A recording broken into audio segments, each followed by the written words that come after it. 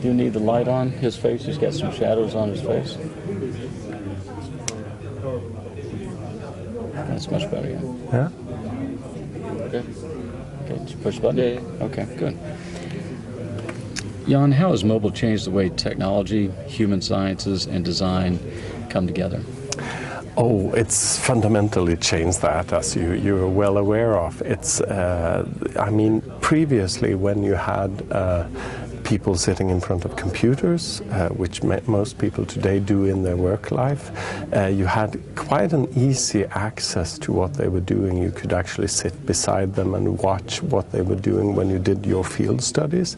It's much more challenging to follow and understand what a mobile user is doing. It's much more challenging to study their use of their mobile device as they walk around. Also in the ways that we work with design, because we use the human sciences to understand how people are interacting with technology, and then we use the design to actually be able to create new solutions. Then you need to work with different fashion when you have mobile devices that you work with. So it's fundamental in that sense, I would say. And you're a professor of Yeah. all those things, the technology, human sciences. Yeah. Tell me about some of the course titles that you teach. Oh, well, we teach a number of different things, given that we're, first of all, I'm a professor in human-computer interaction, so that's a subject that deals with, I would say, a third psychology or behavioral sciences about the human beings, a third is design, and then a third is technology and software engineering. But then we have a number of specialized courses that we work on.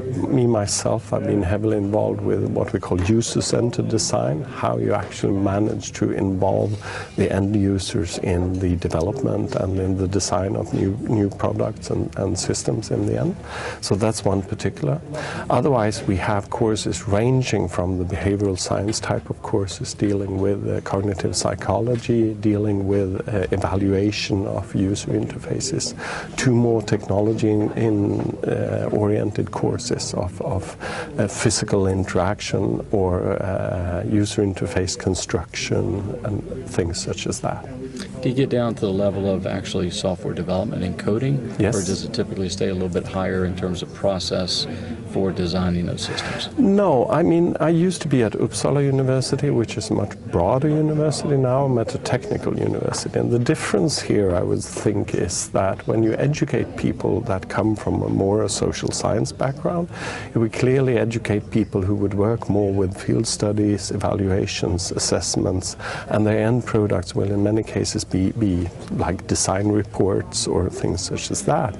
When you educate people that do technology as their main type of education, then you will actually educate the people that will be the ones that construct these things, and which I think has a much higher impact on how these things are going to develop in the end. So I think that's a very important thing. Every person that do computer science or information technology in any possible way should have a number of courses relating to human-computer interaction, I would say.